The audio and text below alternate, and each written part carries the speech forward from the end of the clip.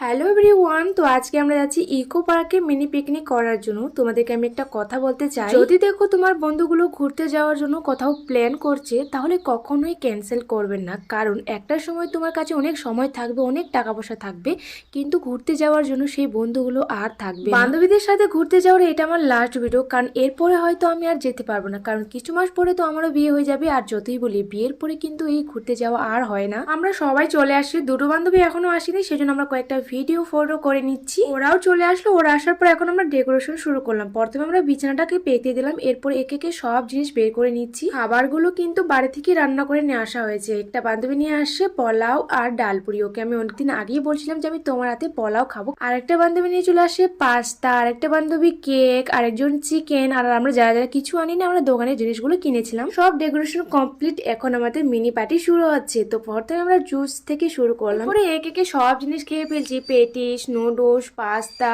ডালপুরি, এগুলো খেতে কিন্তু খুবই ভালো ছিল। আমি চলে গেলাম ওই সাইডে, কারণ এখন আমরা খাবো চিকেন আর পোলাও, আর অনেকে খাবে ঘুগনি আর পোলাও, কারণ ওরা চিকেন খায় না। আর চিকেনের সাথে পোলাও খেতে কিন্তু জাস্ট ওয়াও। আমি যেই আনতে বলছিলাম বান্ধবীকে এতদিন ধরে, সত্যি খেতে কিন্তু দারুণ স্বাদ হয়েছে। আপলোড করতে লেট হলো কারণ